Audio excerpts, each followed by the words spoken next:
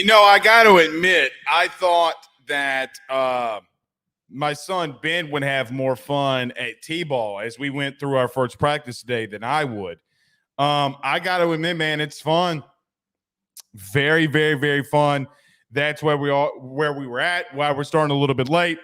So bear with us. But we do have lots and lots to talk about here tonight. Got to admit, my man's a stud.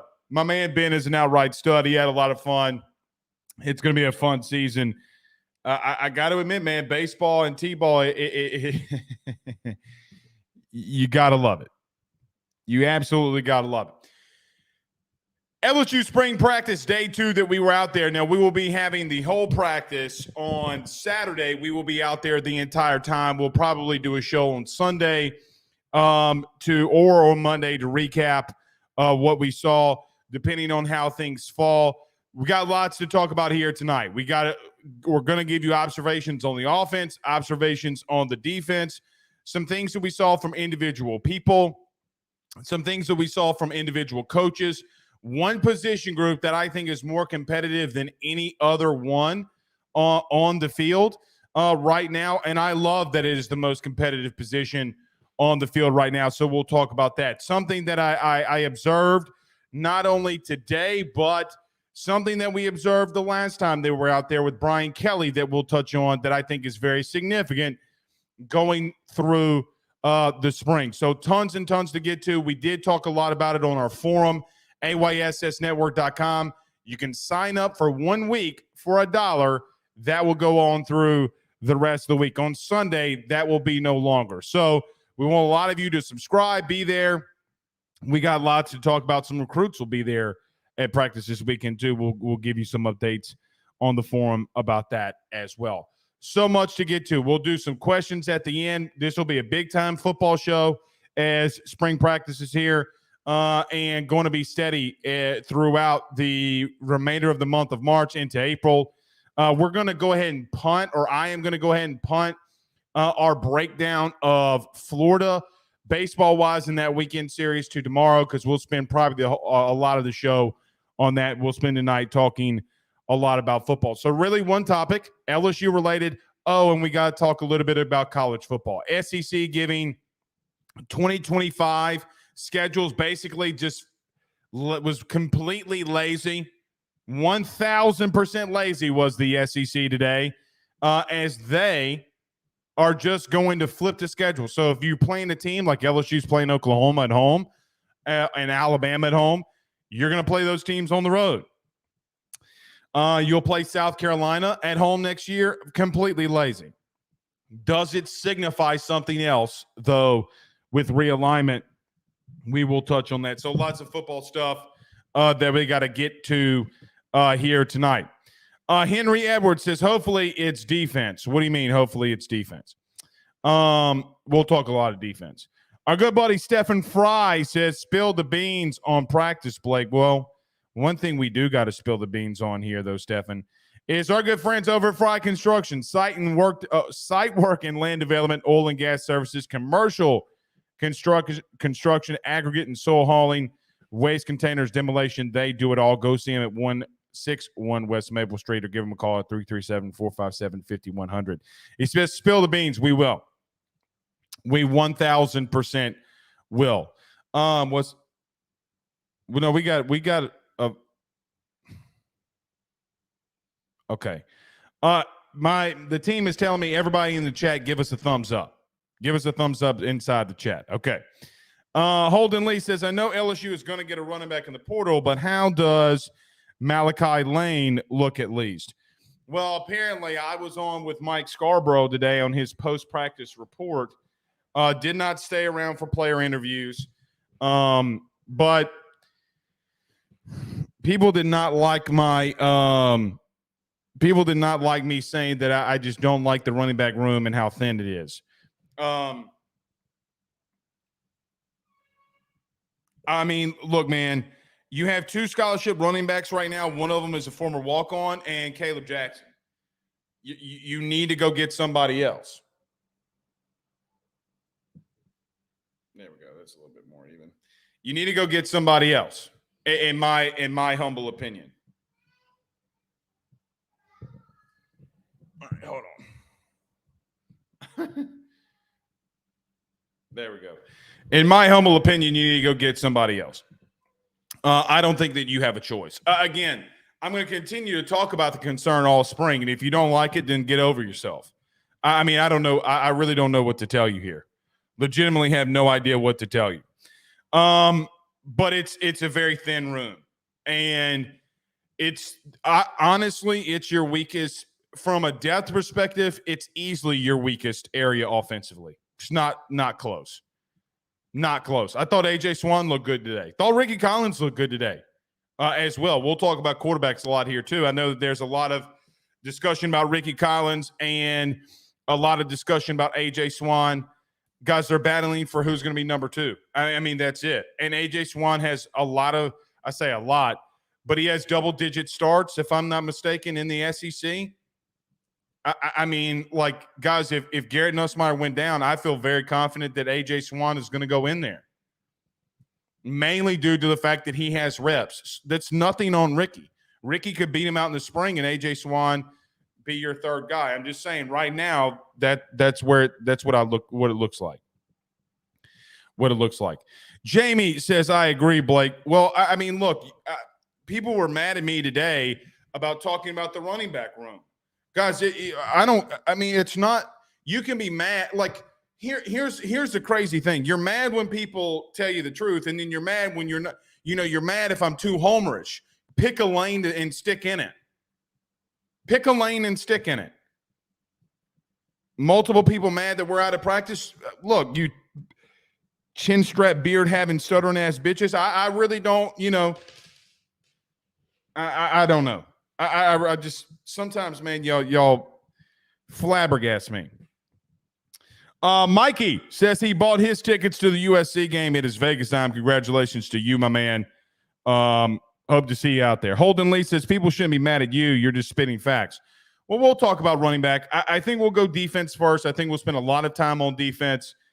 Just philosophical schematic stuff. And look, if you don't like hearing that, it's probably not going to be your show here tonight. That's for sure. But that's a lot what we'll talk on.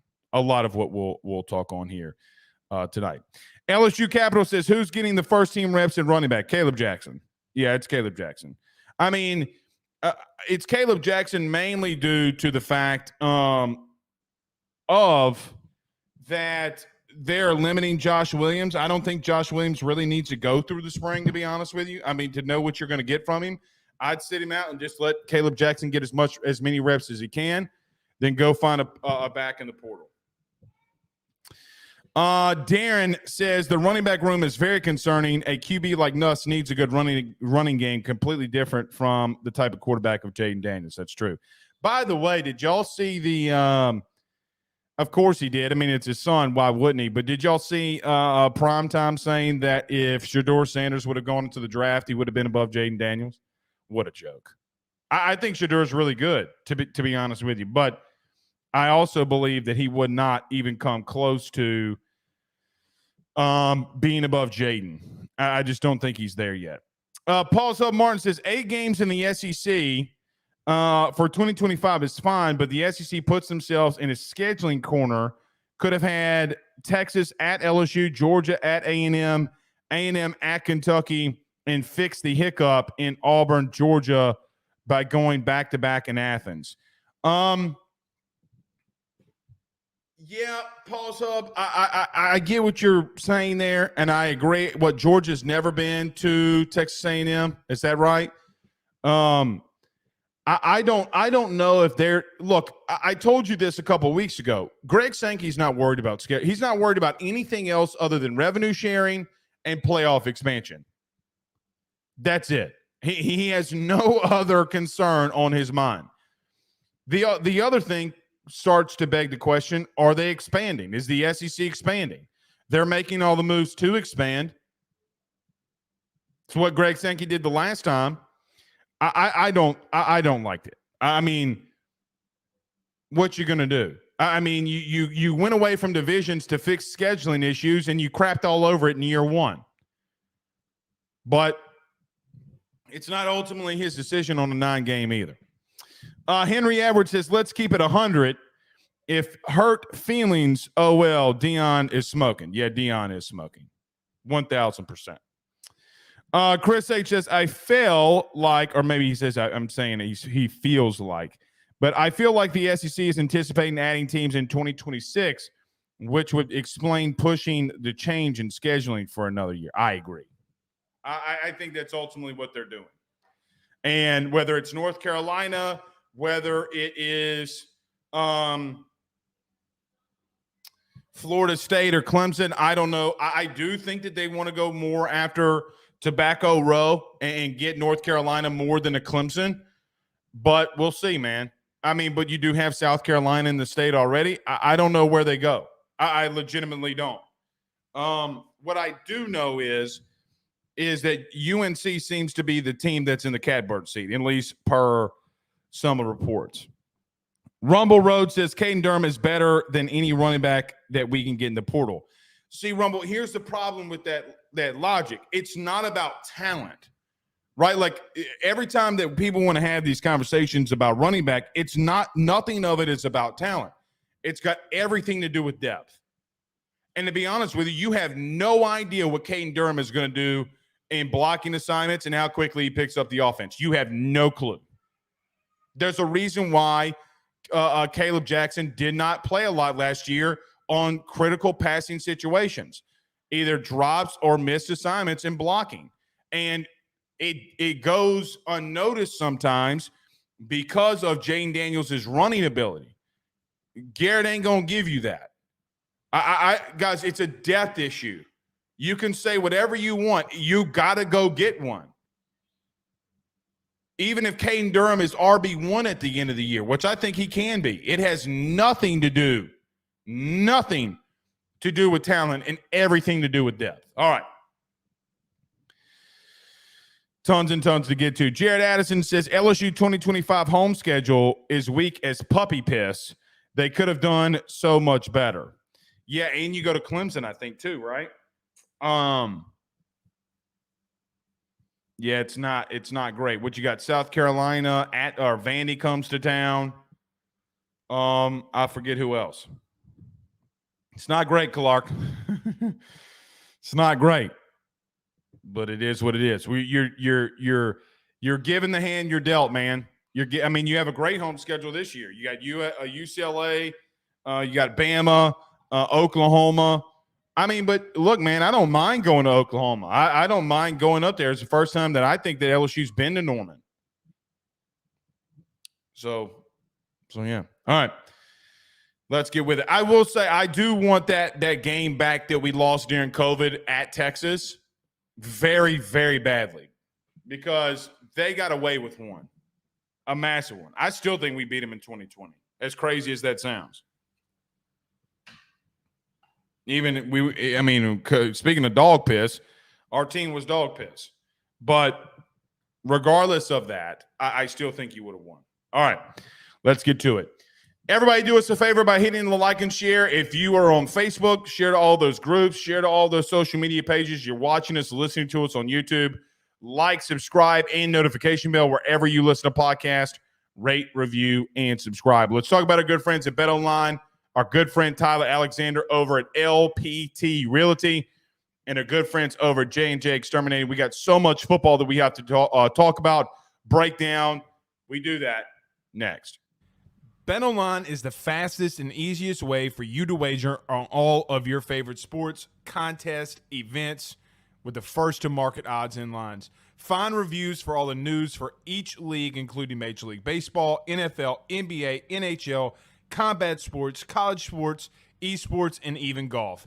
BetOnline continues to be the top online resource for all of your sports information for live in-game betting, props, and futures. Head on over to BetOnline today and use your mobile device to join and make your first sports bet. Use our promo code BELIEVE50, that's BELIEVE50, BLEAV 50, to receive your 50% off welcome bonus on your first deposit. That's betonline.ag, betonline.ag.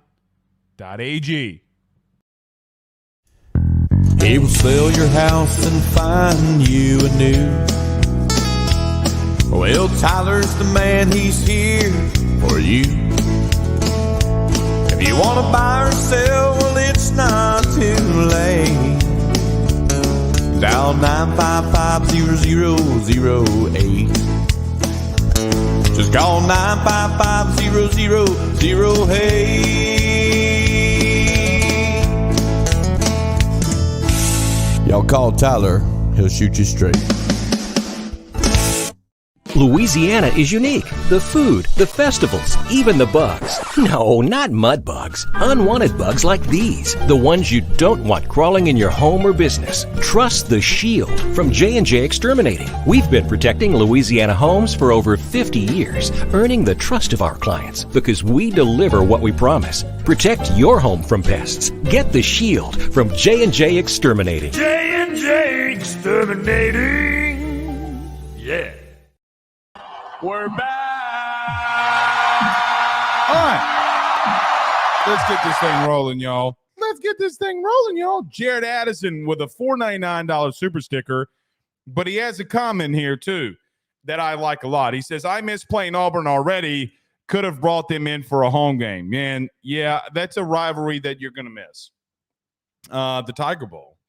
God, so many great memories with Auburn, man. Like 18, then you had the Chark, and then you had the Bo Nix game, which doesn't favor us, but that was still a good game. I mean, which ultimately was the backbreaker, in my opinion, for Ed Orgeron. But yeah, Auburn not being on your schedule really sucks. It really, really does suck. All right, let's get to some football, some things that we saw at practice today. Look, we're going to start on the defensive side of the ball because I think it's a lot of things and a lot of play or a lot of where we're going to spend our time. We'll talk a lot of offense here too. But in case you missed it today, we were back out at practice, day 2, that Brian Kelly has allowed the media to be out there. Was still indoor, not a lot of things that you necessarily can take away from a schematical standpoint. Not everything you can take away from a schematical standpoint. A lot of drill work with coaches. But there is one massive observation that I've seen in the first 2 practices that we've been allowed out there with LSU. Number one, and easily it has to be Brian Kelly, normally over the last 2 years that we saw, spent probably 90% of his time with the offense. You never really saw him coming over to the defensive side of things. Now, guys, every time that I've been there, that's where his main focus is watching the DBs, watching the linebackers, getting in tune with the defensive line. That is where we've seen him the most. What does that tell me? Now, this is just an opinion and an observation. My opinion and observation is Brian Kelly knows that defensively, yeah, you got to get better, right? Like, I mean, you got to get better. But you got to be better for a lot of different reasons. Number one, Jaden Daniels isn't walking through that door to save you next year. Now, can Garrett fill his shoes? Abso-freaking-lutely he can. Abso-freaking-lutely he can. I'm not saying that he can't. Now, in the running game, he can't. But in other ways, maybe he could. But Jaden Daniels bailed you out so many times last year. This year, you're going to have your defense step up. He is locked in defensively, meaning Brian Kelly, on all the position groups. From a philosophy standpoint, this is the second time that we've seen both outside backers or one DN and outside backer standing up on the edge with Kevin Peoples. Today, that was Parrish Shand on the far left end, and then Deshaun Womack on the blind side, outside linebacker, the jack position in. Something that's interesting there. They were in a 4-man front, but 2 guys standing up. Major Barnes down again on the line of scrimmage, just being kind of a little bit of a, I use the word of a pest because he's going to blitz. He's going to be in the flat. He's going to trail guys in the running game. I just think that they're going to be in your face, fast and physical. Another observation with the defense, especially at end. They are going to do everything they can to contain the outside perimeter. Last year, LSU couldn't contain anything. Everybody, if they wanted to run outside zone, guys, it could have gone easily to the house at any given moment. Now, LSU would get busted inside with inside zones and things like that. But LSU containing Ole Miss in particular, they had a really bad performances in doing that. I don't know if you have as big of an issue as you did a year ago. I also expect Braden Swinson to be involved there again. I think the biggest thing from the defensive line or the four that you will see there, to me, the biggest observation was Parashand being a stand-up end and at times having his hand in the dirt. I don't know where they're going to put him. I don't know if that's a full-time thing, but having Kevin Peoples there really makes me feel a lot more comfortable about what you're doing out at that linebacker spot, at that outside spot. Another thing, he is not wasting time, meaning Kevin Peoples, on teaching new moves. I think that there was a time today where Deshaun Womack was doing a drill where he's trying to get to the quarterback and he gets washed out of the play. He stops. He gets to Deshaun Womack. He shows him something that he wants to do for next time. It was like he would try to rip on the outside. He got washed out. He told him to, he was teaching him, break down. I want you to spin back in to get back to the quarterback. They're not wasting time. I don't think that Kevin Peoples was wasting time. If they did something wrong, he was teaching them. He's not letting it just go past. Another big observation. And being very hands-on with Deshaun Womack, because I think he knows what he has there in the former 5-star. Parashand is very interesting to me because I do think from a defensive end that you played last year, not an outside guy, but a 5 and sometimes 3 technique, you could make the argument that Parashand was your most consistent guy throughout the season and probably should have seen more playing time. Well, he's going to see it now because he's in that starting 1 rotation, the Arizona transfer from a year ago. We've seen multiple different things that they're doing along the D-line. They've gone 4 down. They've gone odd man. They've had 2 guys standing up. They've been in what looks to be like more of a 3-3-5. I mean, they're doing everything humanly possible. They're not staying in one defense that we have seen. Now, we can go out there on Saturday, and they are, and you can't really, make heads or tails of it, of what they're doing because you're so close up on them at times. But right now on the defensive line, they're being very multiple. Okay. Excuse me. At linebacker today. So one thing that I thought was interesting in what was considered LSU's 4-down linemen. So in practice 1, we saw them more in an odd man front. Today, we saw them more in a 4-man front. The 2 guys standing up, guys, those are rushers. Those are edge guys. There's going to be very rare time that those dudes are out in coverage. Parashand is not going out in coverage. I don't even think Deshaun Womack is. Today, though, with the 4-down linemen or on-ball line guys, the 2 inside backer was Greg Penn, who we got to speak to today, and Harold Perkins. Let's make some observations about linebacker. Number 1, I think that Greg Penn was right today, and when he said that I think that we are flying more to the ball than we did last year. Last year was more everybody has to be schematically correct, and if you're not, the chink in the armor breaks. Where now is see ball, get ball, the entire defense. We'll get back to that in just a quick second, and I'm going to talk about this during the linebackers. They're going to give Harold Perkins another chance here in the inside. Now, I do think that you could tell that Perk has put on a little bit of weight, especially in his lower body. I think that he's looked a lot more comfortable there than he did this time last year. Every time that I saw Perkins go to a drill, Blake Baker followed. Now, the question becomes, just how hands-on is he going to continue to be during the spring? I would anticipate, since we've seen him be very hands-on with him, that will continue. The question that I have here is that going to be where he ultimately ends up? Maybe it is, maybe it isn't. I do think they're going to utilize him in a lot of different ways. But today, in the inside, it was Harold Perkins Jr. and it was Greg Penn. And when Perk would do something else, like he would go on the outside, he would be in the the slot or blitzing on one play that we saw. It was with Weeks that came in for Perkins.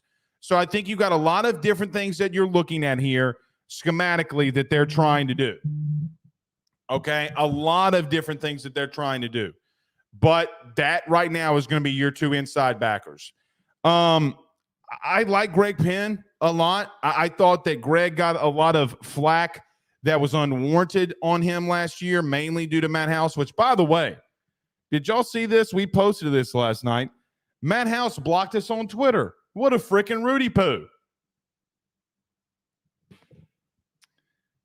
What a freaking Rudy poo. Why would you block us? Maybe it's his wife. I don't know.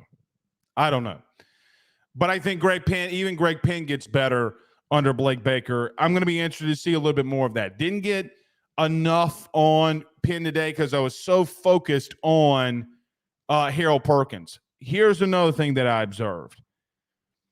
In pass coverage, they are giving Greg Penn more responsibility than Perkins. What do I mean? They are giving, at least what we have observed today, in a new defense, they are giving Perk one responsibility: see ball, get ball. Hey, we want you to cover this. We want you to be instinctful and go after it. Don't play this fundamental BS. See ball, get ball. Now, you got to play fundamentals. You got to play scheme. You got to play technique. Guys can't be out of position. That's not what I'm saying. What I am saying is I do think that this is more of an attacking style. Hey, Perk, we want you to play the middle. Okay, we're going to have a free, be in the middle of the field, play an overall spy. Now, that's what he was doing in coverage all day today, and then I thought that he looked better than we've ever seen him in that position in some of the running game drills. Let me get to this because I do think that it affects the linebackers. Last year, you remember the argument, and a lot of you were pissed off about this, I was as well, was how far off of the ball that this defensive line played at. The schematics behind what LSU tried to do last year was they wanted their defensive line to catch blocks in the running game, hold on the blocks, let the linebackers flow and make the tackle, and stay in your lane. Like your boy in Wild Now, stay in your lane. Stay in your lane. That's not what they're going to do here. I do think that benefits the backers even more, that you can attack and be instinctive, because in the running game, everything that they're working on right now is not catching blocks. It's getting upfield. Don't let that offensive lineman keep his hands on you. Shed your blocks, get upfield, make the play. Now, don't get out of your lane, but don't let him continue to block you and let the zone blocking schemes wash you out of the play. So what do I mean by this? Basically, if you're a 3 technique and you are in between the tackle and the guard, we want you to go straight through that gap and attack. We don't want you holding on the block so the linebackers can make plays. We want you to attack upfield and be disruptive. That is how the game of football is played in today's society. The only team in college that has had success with their defensive line catching on the blocks or holding on the blocks and letting their linebackers make plays. The only 2 teams in the last 10 years that has had success in doing that, Alabama and Georgia, mainly due to the fact that they had better defensive lines than you. You can't do that. You have to be disruptive. You have to get TFLs. You have to get after the quarterback. I like what they're doing here. So I thought that was interesting. Number 2, last year we played a lot of free 2 high safety. So both safeties being and mainly just deep cover third coverage. What I don't like about that is it limits you on things that you can do schematically. When a quarterback sees too high and a guy like Major Burns, that's back there and is out of position, they're licking their chops in doing that. Hold on one second.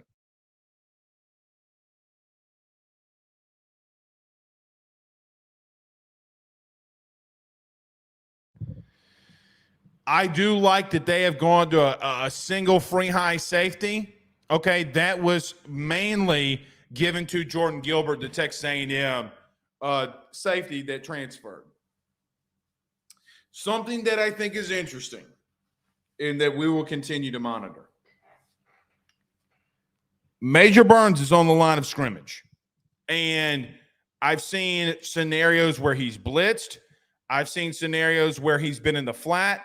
I've seen scenarios where he's been more of a hybrid linebacker role, that star position. I do think that that's the best position for him. Being out in coverage is not going to benefit him well. It just isn't. I do think that they have told him where they think that he is going to play best, and he has taken on that role and responsibility. Last year at this time, I thought that we saw a lot of chatter from Major Burns. I got to be real with you. I haven't really seen much. I've seen locked in and focused. The chatter from the defense has kind of stopped. What I've observed from this unit is mainly I mean, they've been chattering, don't get me wrong.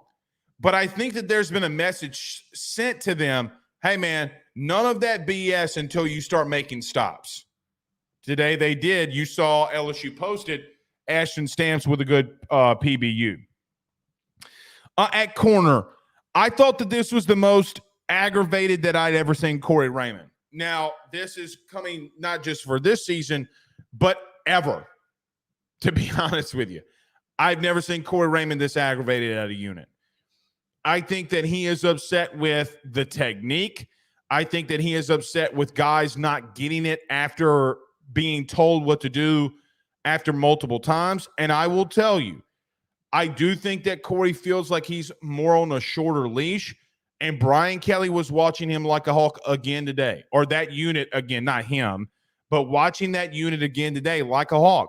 When we were out there, the whole chatter up on the top was, man, Brian Kelly watching the DBs again. Well, shit, yeah, he is. Shit, yeah, he is. They are continuously, they are going through man-to-man principles. Now, do they run zone? Obviously, they're going to have to run zone. They're going to do different things. Everything that we've seen that they are working on a fundamental standpoint, their baseline fundamental standpoint. Can you cover man-to-man coverage? Can you beat the guy that you're lined up against? It's going to be interesting on Saturday to see how things start transpiring. I am very fired up for Saturday to be there for the whole practice. All right, I've saved the defense for last. Defensive line for last. I'm really liking what I'm seeing from Bo Davis. Now, the question becomes, does he have the personnel? And I don't think that Bo Davis can come in here and make water into wine with some of the personnel limitations that he has. But he is not going to sit. He is going to develop the shit out of what he has. I love Jamar Cain. I do. I think that he was on path in helping this unit out in a great way. But I do think that from a technician standpoint, I just like what I've seen out of Bo Davis more than anybody else. I like what Jamar teaches from a technical aspect as well. I think they're right there up with each other. But Bo Davis has been in this game for a long time, a very long time. And, man, quite honestly, he is on that D-line's ass. And you can hear him wherever he is. They even kind of put him over in the corner, you know, the back left corner of the indoor facility. Probably for a right reason, because when he's yelling, it's going to echo. I'm going to re-say what I said about the D-line. It seems like that they want to be disruptive. It seems like that they want to get upfield and make plays. They got to do that. I just don't know if he has good enough personnel right now that we can judge him. He's going to have to hit the portal in this spring period. He's also going to have to really recruit well and develop well. And I think that he can do that. The bottom line for me is I just don't think you're good enough right there, good enough at that position group right now. Let's see what Saturday unfolds. But what happens when you get a Don McKinley in here? And Gabe Relaford is not working any in the interior. He has been with the outside backers. He has been with Kevin Peoples. There was a time he rotated in with Bo Davis, I think, because there was a good dynamic between Peoples and Davis where Relaford was not getting good hand placement. Peoples kicked him out of the drill. He goes over to Bo, and he starts working with Bo.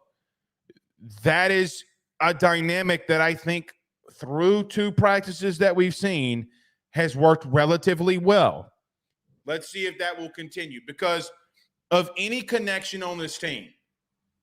I think Joe Sloan and Cortez Hankton have a really good connection. I'm not worried about them. The 2 biggest coaches on your team right now, even more than Blake Baker in a lot of ways, is Kevin Peoples and Bo Davis. Now, obviously, Blake Baker is the biggest hire that you made during the offseason, no question about it. But just from a down-in, down-out developmental standpoint, we got to hit here. Guys, we got to hit here because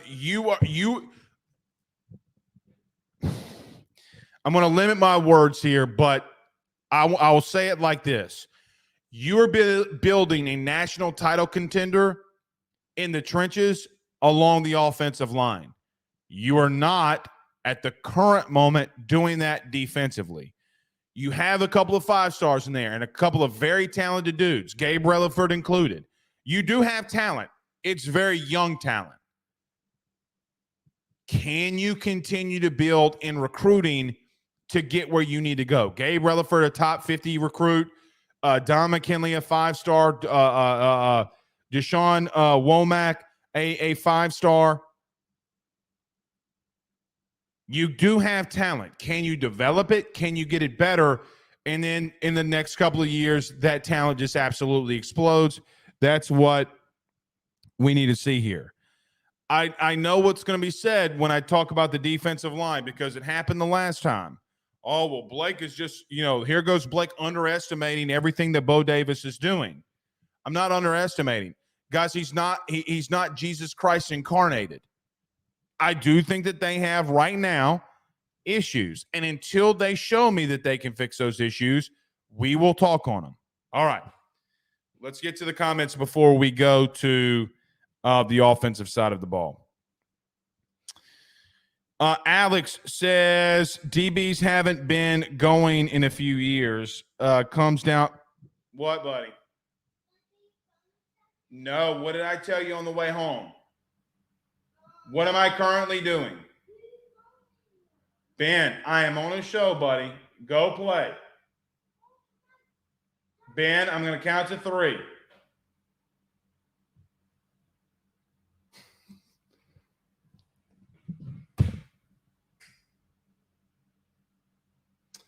I have 17 missed calls from my son. He's wondering why. He's wondering if I was okay.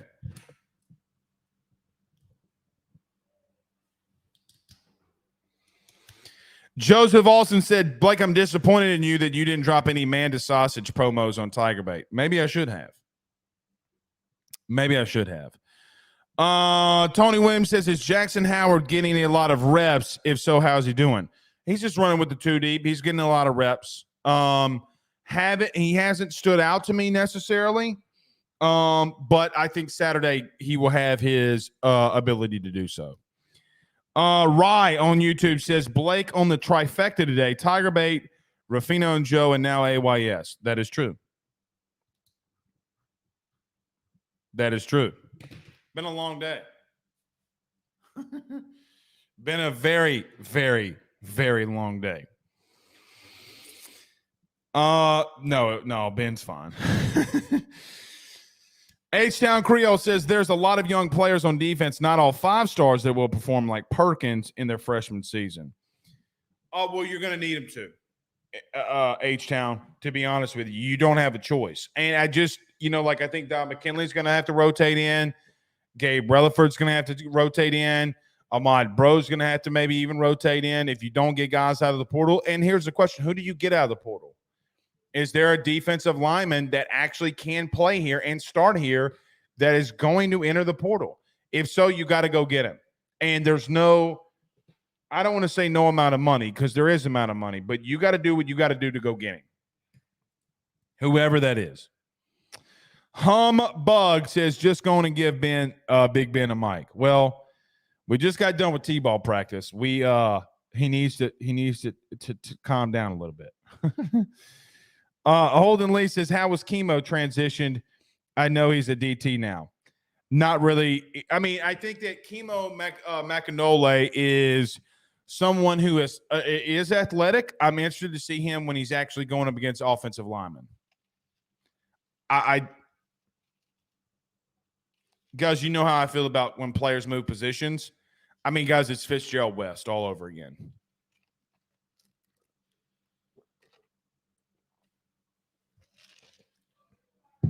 It's Fitzgerald West. So we'll see. Charlie Viator says, how is Javian Toviano doing? I didn't really see a lot from Toviano today. I will admit what I do think is that we've seen him on the boundary multiple times getting beat. Toviano can't be there. As good of a player as he's going to be, he cannot be on the boundary. He can't be on the boundary. You're setting him up to fail if you put him on the boundary. So I like Toviano a lot. I think he's a really good player. He cannot be out there. Like we need it. We need to move him. We need to move him. He's not a boundary corner. There takes an elite person to be at boundary. All right. Let's move over to the offense. I will get to this. Jenkins said, did y'all see Caden Proctor going to Bama? Yeah, we talked about that. He said, how is this allowed? I don't know, maybe because he's going back to Bama. I mean, go to Rufino Joe Show. We just did that one to get all of my thoughts on Caden Proctor. All right, let's move over to the offense.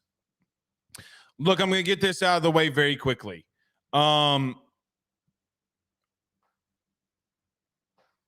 I think that the running back room, okay, and we'll continue to say it's very talented. I like what I don't like. I love what I'm seeing from Caleb Jackson. I do. You're limiting some of the things that Josh Williams is doing in this spring, which is going to give Caleb a lot of reps. Guys, quite honestly, look, you can't go into the season with 3 scholarship backs. I've heard people saying, well, Caden Durham's coming in. I love Caden Durham. Been around him in person. Talk to him. Think the dude is incredible. I think he's an alpha. Really, I do. I think he's a great leader of men. He's going to be a stud. It doesn't matter. Guys, you're not seeing what I'm seeing. You will in the spring game. You 1,000% will see in the spring game. They're not deep enough there. I don't really care about the Trey Hiley thing right now. We can talk about it, but I don't care about it. You need another back there. You're talented. Caden Durham, Josh Williams, Caleb Jackson. You're talented. You're stupid talented.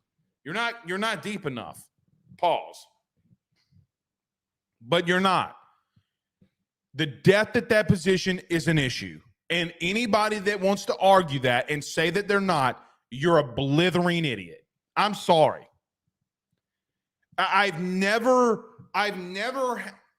feel like this take that I have with the running back depth is like my Miles Brennan takes when y'all argue me. Miles Brennan's he's going to throw for 3,500 yards and 40 touchdowns. Remember when you had people arguing me back in the day about Miles Brennan? Remember that argument? Remember how stupid those people were? And I told you that guy was a Twinkie away from being moved to tight end. You just cannot do it. You can't go into the season with 3 backs. Now, can you move somebody? Sure. If you feel like you need to. Well, you need to move them now.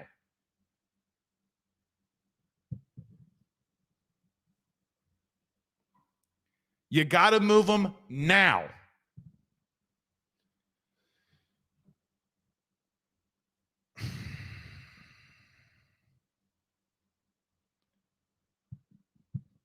That's all I can say. I mean, I don't know what else to say about the running back room. Talented, yes. Depth, massive issue. Maybe Malachi Lane can be the next Josh Williams. It's a big if. It's a massive if. All right. Other parts of the offense, offensive line, Tyree Adams started at right tackle. I know that Wilson Alexander, after practice, talked about it. Me and Wilson even mentioned it when we were spoke about it when we were at practice. I was told per some sources that Emory Jones will be back soon, probably even on Saturday. But I do think that it shows something here. I do think that your 6th offensive lineman, unless it's at center, is going to be Tyree Adams. Now, do you do something different at guard? Maybe. I don't know if you do. I think that if let's just say Garrett Dellinger, God forbid, went down, I think Emory Jones moves to guard and then Tyree Adams moves to tackle for right now. What I will tell you is I don't think that your 7th offensive lineman is here yet. I think Weston Davis is going to be the biggest steal in this entire recruiting class. I like Tyree Adams. I like Tyree Adams a lot. I think his footwork was really good today. I thought his hand placement was fantastic today. Here is something interesting about the offensive line. They were, at least the reps that they were running, they were preparing for a running game from under center. A zone, outside zone read. Think about the Green Bay Packers. Think about Sean McVay. I do think that you're going to see some of that enacted into this running game. They might be even more deadly in doing that. Brad Davis was getting after their ass today. They just look really good. They're the best unit on your team right now. It's not close. And when you're able to have a guy like Emory Jones step down and Tyree Adams step up, guys, dude's probably going to play in the NFL. I have that much confidence in him. And you got guys like Weston Davis coming in too. So I thought that was the biggest eye-opening thing, is just schematically how they're teaching on the zone blocking schemes, getting to the second level. So in zone blocking schemes, when you're in the gun, mainly you can what they call Passover. So meaning the guard and center will work. They can actually get a good double team, and then you pass off and then get to the second level.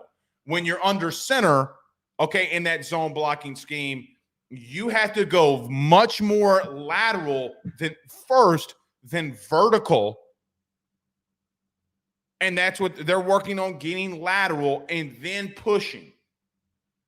Getting and making creases that running backs can hit to it. It's very difficult to explain, but imagine, basically just go watch any Green Bay game, go watch any LA Rams game. That is what they were working on today in the lateral zone read. Get into the second level.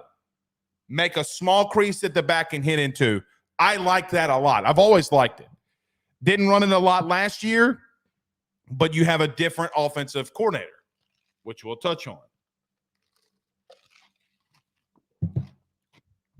Best unit on your team.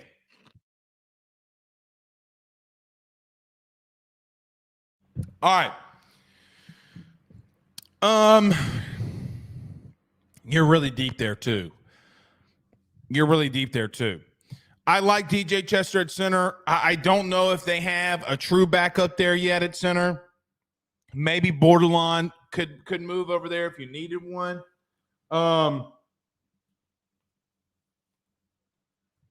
We'll see. If DJ Chester did go down, I have a lot of concerns. Last year, if Charles Turner went down, you had Marlon Martinez and you had DJ Chester that can fill that spot. I don't know if you have a true second center on this team until Joe Cryer gets there. Gets there until Joe Cryer gets up to date. I do think that Cryer is going to get a lot of reps here, and I'm interested to see how Big Hoss develops into that role. All right, let's go to tight ends because I want to save wide receiver for last. Tight ends might be the biggest freaks on this team. Mason Taylor, Pimpton, you have Trey'Dez Green coming in. That room is just so much filled with just absolute freak of natures.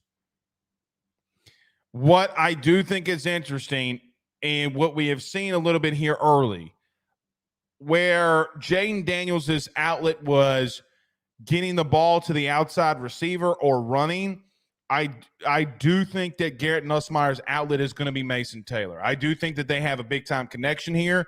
And let me give you here's a hot take. Not completely going to sell on this yet. I am close to saying, remember in 2022, I said that I thought that the best connection on the team offensively was Jaden Daniels and Malik Neighbors. We wrote an article about it. It was on our forum, ayssnetwork.com. This, about a year ago, almost to the day, Joe DeLeon and myself on our national college football show, we talked about who were going to be our breakout players for the year. Mine was Malik Neighbors, mainly due to the connection that he had with Jaden Daniels. I'm starting to get a small feeling. I don't think that Mason Taylor can even come close to putting up the production clearly that Malik did. I do think that there's a very special bond, though, between Mason Taylor and Garrett Nussmeier, along with Kyron Lacey, which we'll get to in a minute. It's just, it's freaks. I do expect a little bit more 12 personnel than you saw, and traditional 12 personnel. Things that are what we call doubles. So 2 tight ends on the line of scrimmage and then 2 wide receivers on the outside. I think you see doubles strong, or what you would call ram. Ram being one tight end on the line of scrimmage and then another tight end behind him, which normally has Been Mac Markway, who I thought today looked really good. I thought Mac kind of looked like he's starting to lean out a little bit more. You know, he came here just like looking like the Hulk. He's starting to lean down a little bit. He looks like a freak. He made a pretty ridiculous catch today on a wheel route. It was kind of like behind him, and he had to go up and make a one-handed grab. It was really nice. So I like what you're doing at tight end. I do think that the connection there with Mason Taylor is something that we need to continue to monitor. But I do think that there's a connection there. All right. Last thing before we get out of here. All right. And I'll field a lot of your questions. So if you have questions, let's do this. If you have questions about what we saw today in practice, hit us inside the chat. You can put hashtag Ask Blake. We'll get to as many questions as we can before we get out of here. Wide receiver. There is not a position group on LSU's team right now, to me, that is more competitive than wide receiver. And it's showing in practice. You know, they were going through multiple drills. They were going through a drill where you had one wide receiver and another wide receiver, and they had to run hook routes. This far left wide receiver had to try to catch the ball the far right wide receiver had to either try to intercept it or knock it out of his hands to see who was better, who can go get the ball.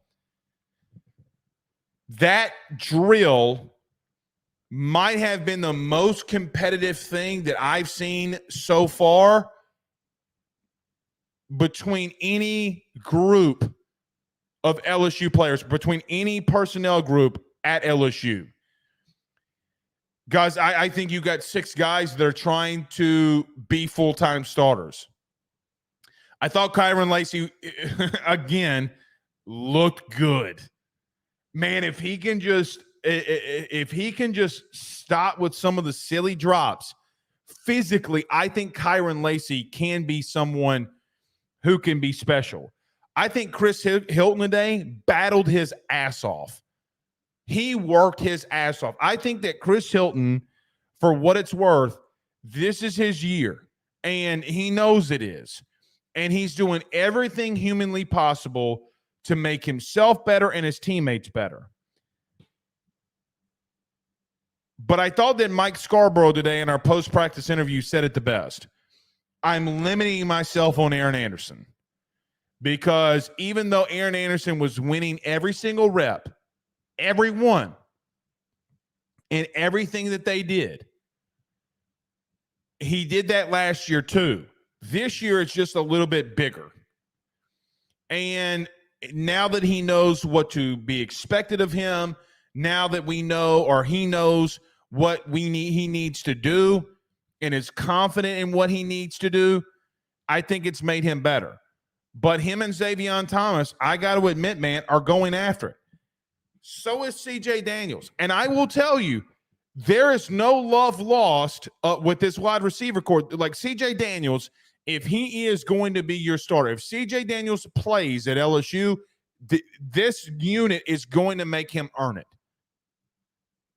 They made him earn it today. He was running with the twos along with Xavier Thomas and Chris Hilton.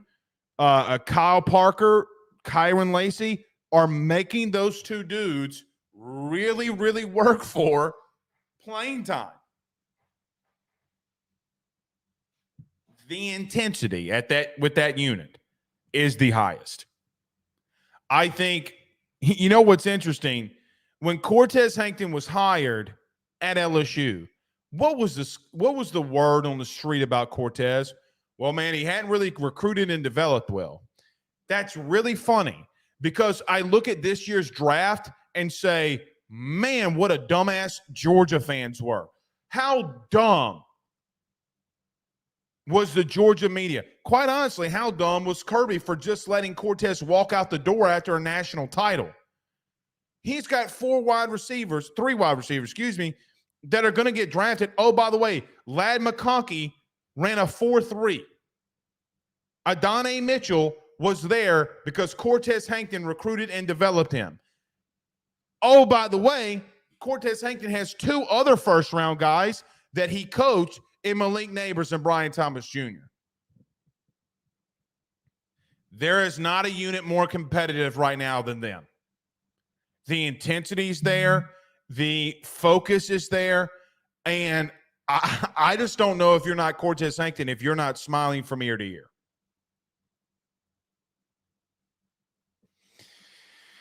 I don't know who's going to come out of that group. I don't know who your 3, 4, 5, 5th guy is going to be, but they're going to have to work for it. And I could see people transferring there from that room because it's just so highly competitive. And the biggest alpha dog's going to have to win there. Oh, by the way, I forgot about quarterback. Let's talk about quarterback very quickly before we get to some of your questions and exit. What do you want me to tell you? I think Garrett Nussmeier is still progressing well.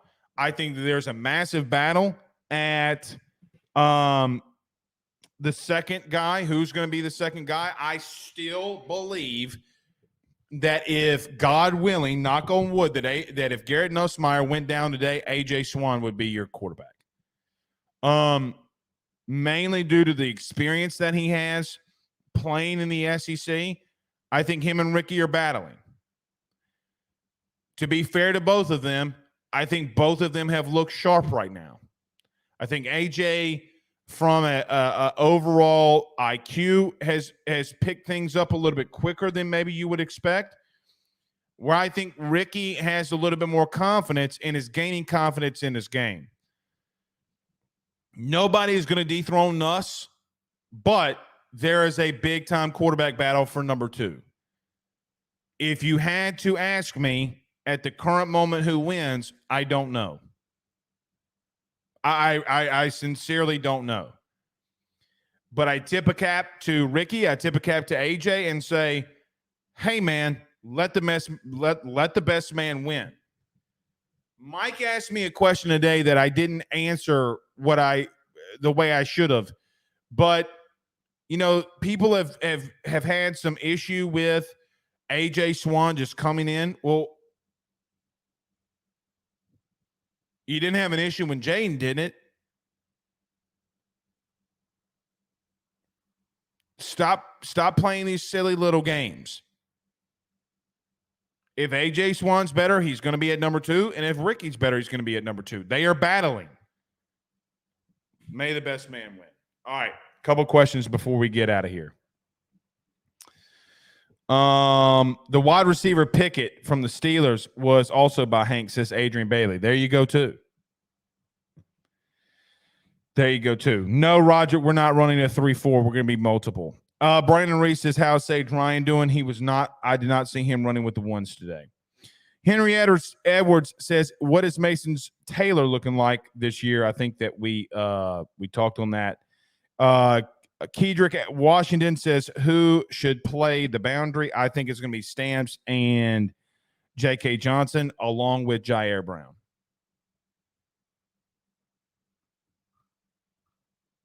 That's what I think it's going to be. What they do in the slot, I have no idea. Maybe you give a guy like Juwan Johnson some reps when he gets here. I don't know. I